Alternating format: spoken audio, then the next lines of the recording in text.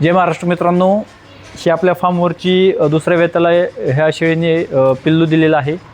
पहिल्या वेताला 2 पाटी दिल्या होत्या, ह्या वेताला तिने 1 नर पिल्लू दिलं आहे। आणि शेळीची डिलिव्हरी झाल्यानंतर आपण काय काळजी घेतली ती तुम्हाला सांगतो।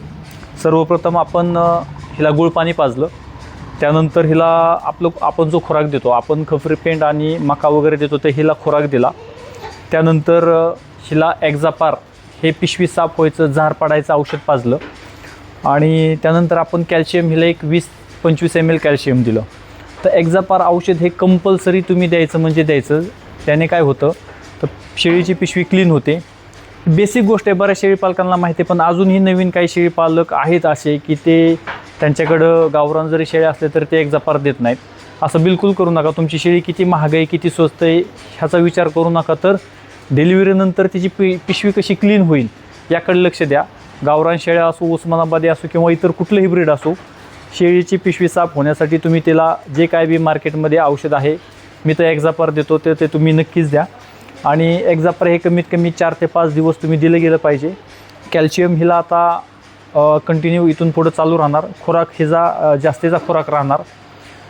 ह्या सगळ्या गोष्टी ही जी डिलिव्हरीमध्ये झालेली झीज भरून काढण्यासाठी ह्या सगळ्या गोष्टी मॅटर करतात।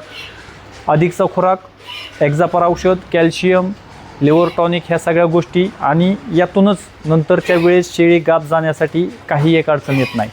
त्यामुळं जर तुमच्याकडं कुठलीही शेळी व्यालेली असेल आणि तुम्हाला जर असा प्रॉब्लेम येत असेल, एका दुसऱ्या शेळीला किती लवकर हिटवर येत नाही, माजावर येत नाही किंवा गाभ जात नाही, तर डिलिव्हरीनंतर ज्या काही ह्या गोष्टीत तर त्या गोष्टी तुम्ही नक्कीच फॉलो केल्या पाहिजेत, जेणेकरून नंतर ती शेळी हिटवर यायला, माजावर यायला आणि क्रॉस व्हायला काही अडचण येत नाही।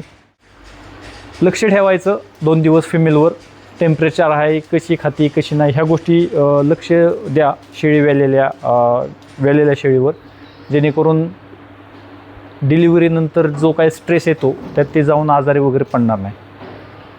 अजून काय अपडेट आपल्या फार्मवर होईल ते तुम्हाला व्हिडिओद्वारे नक्की सांगू। थँक्यू।